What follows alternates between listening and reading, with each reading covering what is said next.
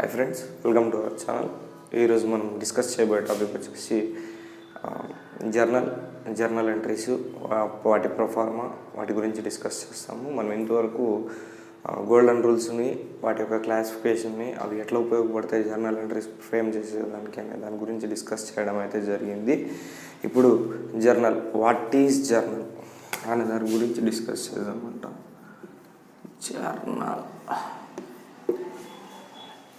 ఈ journal entries గురించి తెలుసుకునే దానికంటే ముందు what is the meaning of journal అంటే it is the book of first record అనమాట. ఏదైనా బిజినెస్లో ఫస్ట్ మనం డైలీ ట్రాన్సాక్షన్స్ని జర్నల్లో రాసుకోవడం జరుగుతుంది అనమాట. వాటినే మనం జర్నల్ ఎంట్రీస్ అంటాము. ఒక కంప్లీట్ రికార్డ్ అనేది ఉండడం అయితే జరుగుతుంది. ఈ కంప్లీట్ రికార్డ్ ఎందుకు ఉపయోగపడుతుంది అంటే మనకి లెడ్జర్ పోస్టింగ్కి, తర్వాత బ్యాలెన్స్ షీట్ ప్రిపేర్ చేసేదానికి చాలా యూస్ఫుల్గా ఉంటుంది. దీంట్లో ప్రతి డే టు డే ట్రాన్సాక్షన్స్ అన్ని రికార్డ్ చేయడం జరుగుతుంది. డే టు డే ట్రాన్సాక్షన్స్ కూడా ఎలా రికార్డ్ చేస్తామంటే ఒక క్రానలాజికల్ ఆర్డర్లో రికార్డ్ చేస్తాము. అంటే డే బై డే ఈరోజు చేసినవి ఈరోజు ట్రాన్సాక్షన్స్ ఈరోజే రికార్డ్ చేస్తాం. నిన్న డేటా చేస్తాం, రేపటికి అలా క్రానలాజికల్ ఆర్డర్లో చేయడం అయితే జరుగుతుంది. ఈ జర్నల్ ఎంట్రీస్ చాలా ఇంపార్టెంట్ అండ్ యూస్ఫుల్. ఈ జర్నల్ ఎంట్రీస్ యొక్క ప్రొఫార్మా వచ్చేసి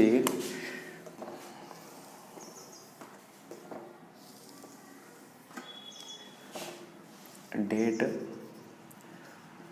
పర్టికులర్స్,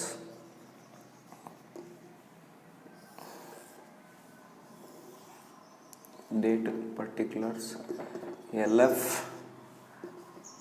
డెబిట్ అండ్ క్రెడిట్. చూడండి, date, particulars, ledger folio and debit and credit. ఈ 5 కాన్సెప్ట్స్ గురించి తెలుసుకున్నట్టయితే మనకు డేట్ తెలిసిందే. పర్టికులర్స్ అంటే nothing but the transaction which happened. మనం ఏ ట్రాన్సాక్షన్ గురించి అయితే మాట్లాడుకుంటున్నామో, ఇంతకుముందు మనం ఎగ్జాంపుల్స్లో మాట్లాడుకున్న విధంగా పర్చేజెస్ కానీ, సేల్స్ కానీ, లేకపోతే ఏదైనా శాలరీస్ పేమెంట్ కానీ, లాసెస్ కానీ, గెయిన్స్ కానీ, వాటికి సంబంధించిన పర్టికులర్స్. ఇది డేట్, ఆ రోజు డేట్, లెడ్జర్ ఫోలియో నంబర్ ఉంటుంది, తర్వాత డెబిట్ వైపు వస్తుందా, క్రెడిట్ వైపు వస్తుందా అనే దాని గురించి. ఇక్కడ ఇంపార్టెంట్ థింగ్ ఏమి అంటే ఈ జర్నల్ ఎంట్రీస్లో always the journal entries should be debit equals to credit అనమాట. డెబిట్ ఈక్వల్స్ టు క్రెడిట్ అయితేనే మాత్రమే ఇది కరెక్ట్ థింగ్. అక్కడికి అట్లా అని చెప్పి మనం ఎండ్ చేసేదానికి లేదు. డెబిట్ ఈక్వల్స్ టు క్రెడిట్ అయిందా లేదా అని చెప్పి లాస్ట్లో సమ్మేషన్ చేసేదానికి లేదు. ఎందుకంటే ఈరోజు డీటెయిల్స్ ఫ్రేమ్ చేసినాము, నెక్స్ట్ డే డీటెయిల్స్ మళ్ళీ ఫ్రేమ్ చేయాలి కదా. అందుకోసమే మనం టోటల్ చేయడం జరుగుతుంది అనమాట. లైక్ వైజ్ దీని ఎగ్జాంపుల్స్ కొన్ని మాట్లాడుకుందాం అనమాట. ఇప్పుడు దీని గురించి ఒక ఎగ్జాంపుల్ అని చూసామన్నమాట. ఒక క్వశ్చన్ అడగడం జరిగింది. ఏం అడిగినాడు అంటే, Ganesh is commencing A business with the capital 20,000 rupees on date 1/1/2017 అని చెప్పడం జరిగింది. డేట్ 1/1/2017. పర్టికులర్స్లో కమెన్సింగ్ బిజినెస్ అన్నాడు, రైట్? కమెన్సింగ్ బిజినెస్ అన్నప్పుడు ఎట్లా, గణేష్ అనే వ్యక్తి తన యొక్క బిజినెస్ని స్టార్ట్ చేయడానికి క్యాపిటల్ 20,000 రూపీస్ తీసుకొని వచ్చినాడంట. క్యాపిటల్ 20,000 రూపీస్ తీసుకొని వచ్చినాడు అంటే గణేష్ దగ్గర నుంచి బిజినెస్లోకి, మనము అకౌంటింగ్ కాన్సెప్ట్స్ మాట్లాడేటప్పుడు బిజినెస్ ఎంటిటీ కాన్సెప్ట్ మాట్లాడినాం. ఏదైనా బిజినెస్ స్టార్ట్ చేసిన తర్వాత బిజినెస్ ఒకవైపు, దాని ఫౌండర్ ఎవరైతే ఉంటారో ఆయన ఒకవైపు, వీళ్ళిద్దరూ సపరేట్ ఇండివిజువల్ బాడీస్ అవుతారే తప్ప ఇద్దరు సేమ్ అవ్వరు అనే దాని గురించి మనం డిస్కస్ చేయడం జరిగింది. అలాగే ఇక్కడ గణేష్ అనేవాడు గివర్, బిజినెస్కి అమౌంట్ ఇస్తున్నాడు. లెండర్ లేకపోతే బారోయర్ ఏదైనా అనుకోండి, మనీ ఇస్తున్నాడంటే ఈయన అప్పు ఇస్తున్నట్టే లెక్క. దానికోసమే గణేష్ దగ్గర నుంచి ఏం వెళ్తూ ఉందా బాగంటే క్యాష్ వెళ్తుంది. ఏం రిసీవ్ చేసుకుంటా ఉంది? ఫర్మ్ రిసీవ్ చేసుకుంటా ఉంది. ఇక్కడ క్యాష్ క్యాష్ వచ్చేసి it is a real account. Real account ప్రకారము క్యాష్ ఏమవుతుంది అంటే రియల్ అకౌంట్కి సంబంధించింది అవుతుంది. క్యాష్ అసెట్, అందుకోసమే రియల్ అకౌంట్ మనం ఆల్రెడీ డిస్కస్ చేయడం జరిగింది. ఇప్పుడు ఈ క్యాష్ రియల్ అకౌంట్ అయినప్పుడు what will be the entry అంటే, రియల్ అకౌంట్ ప్రకారం రూల్ ఏముంది అంటే డెబిట్ వాట్ కమ్స్ ఇన్, మనం ఫ్రేమ్ చేస్తూ ఉండదు కంపెనీ యొక్క డీటెయిల్స్ ఫ్రేమ్ చేస్తున్నాం. ఇక్కడ డెబిట్ వాట్ కమ్స్ ఇన్ అంటే ఏమొస్తూ ఉంది మన దగ్గరికి, క్యాష్ అకౌంట్ డెటార్ టు, ఇక్కడ గివర్ ఎవరు, గణేష్ క్యాపిటల్ అకౌంట్. అర్థమైందా? Cash account debtor to Ganesh capital account. ఇక్కడ క్యాపిటల్ ఎంత తీసుకురావడం జరుగుతుంది as per question, 20,000 rupees. Cash 20,000 rupees pay చేసినాడు. ఎవరు పే చేసినాడమ్మా అంటే 20,000 రూపీస్ గణేష్ క్యాపిటల్ అకౌంట్కి ఇవ్వడం జరిగింది. ఇక్కడ చూడండి డెబిట్ ఈక్వల్స్ టు క్రెడిట్ అవ్వడం జరిగింది. అలాగే ఈ పర్టికులర్స్లో ఇంకొక చిన్న అడిషనల్ పాయింట్ ఏమో అంటే నరేషన్ అనేది కంపల్సరీగా ఇవ్వాలి.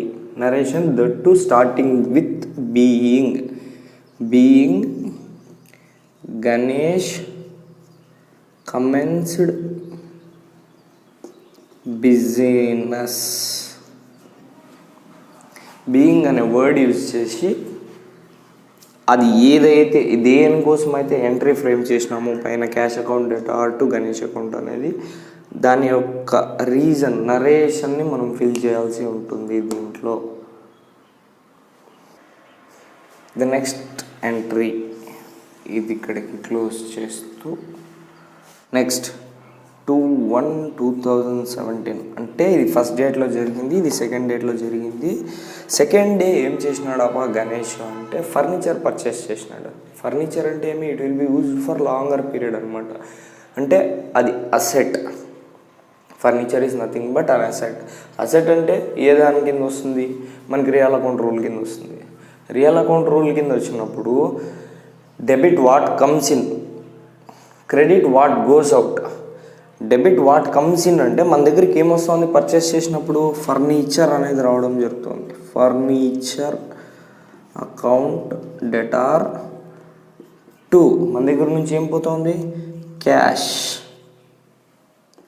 Account. In case if it is a bank payment, I mean cheque ద్వారా పేమెంట్ చేసినట్టయితే ఇక్కడ టు బ్యాంక్ అకౌంట్ రాయడం జరుగుతుంది అనమాట. ఎంత amount, 1000 rupees. Narration being furniture purchased.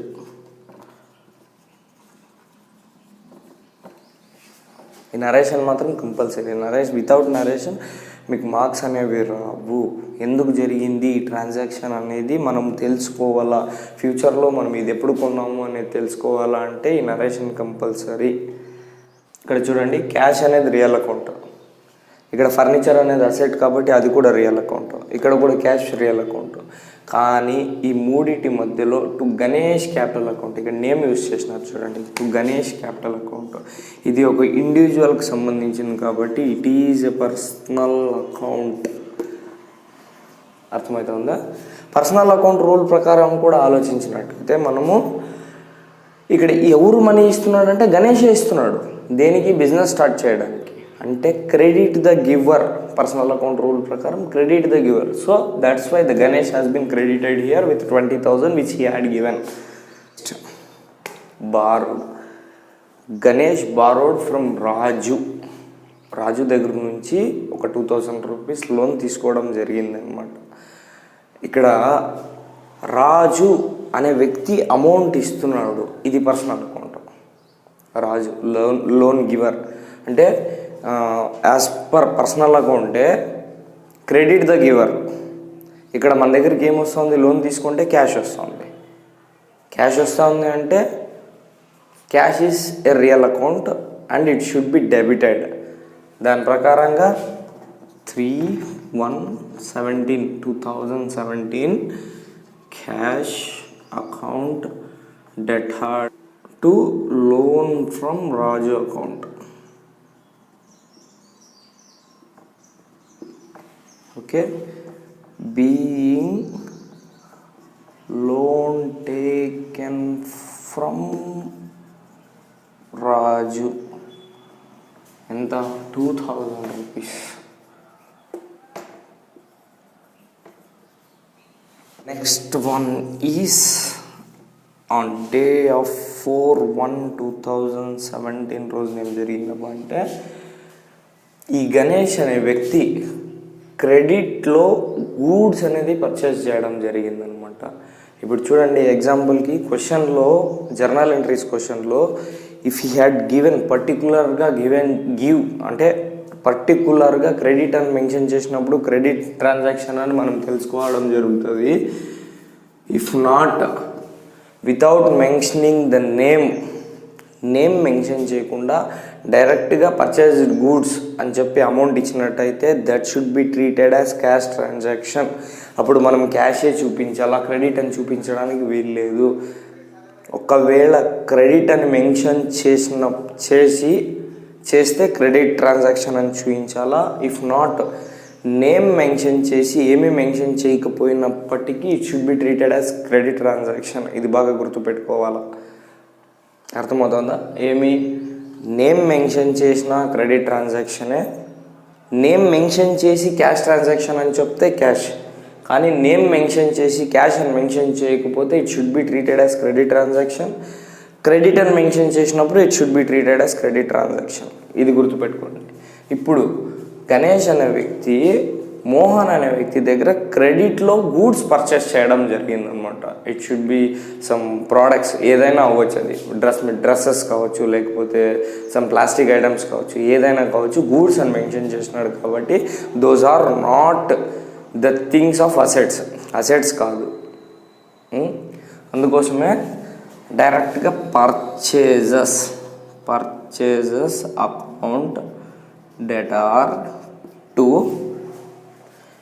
If it is a cash transaction, credit అని ఆల్రెడీ ఒక క్వశ్చన్లో మెన్షన్ చేయడం జరిగింది. అందుకోసమే మనం క్యాష్ ట్రాన్సాక్షన్ కాదు, క్రెడిట్ ట్రాన్సాక్షన్స్ అని మెయింటైన్ చేసినాడు కాబట్టి మనం టు ఎవరైతే మనకు క్రెడిట్ ఇచ్చింటారో వాళ్ళ అకౌంట్ రాయాలి, టు మోహన్ అకౌంట్.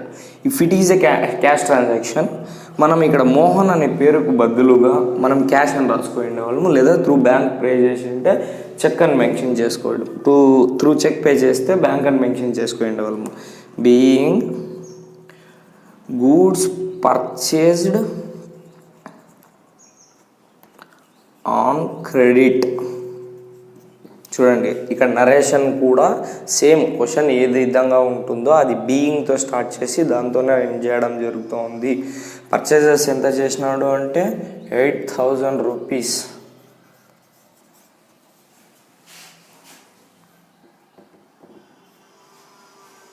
అర్థమవుతుందా? ఈ క్రెడిట్ ట్రాన్సాక్షన్స్, డెబిట్ ట్రాన్సాక్షన్స్ గురించి చాలా ఇంపార్టెంట్గా థింక్ చేసి మరి ఎంట్రీ వేయడం చేయండి. నరేషన్ మర్చిపోద్దండి. ఇది జర్నల్ ఎంట్రీస్ యొక్క విధానము.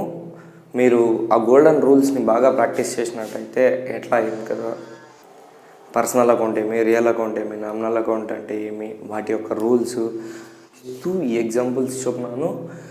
ఇది ఫుల్ ఫ్లెడ్జ్డ్ క్వశ్చన్ కాదు, మీకు అర్థమయ్యే దానికోసం మాత్రమే ఎక్స్ప్లెనేషన్. ఇది నేను ఓన్లీ కాన్సెప్ట్ ఓవర్వ్యూ మాత్రమే చెప్తా ఉన్నాను. ఇంకా మీకు ఏదైనా దీంట్లో ఇన్డెప్త్ సమస్య కానీ ఏదైనా క్వశ్చన్ డౌట్ఫుల్గా ఉంటే నా కమెంట్ చేయండి. నేను దాని గురించి ఒక సపరేట్ వీడియో లెక్చర్ అనేది చేయడం జరుగుతుంది. మా వీడియో కనుక మీకు నచ్చినట్టయితే లైక్ చేయండి, షేర్ చేయండి, సబ్స్క్రైబ్ చేయడం మర్చిపోకండి. Thanks for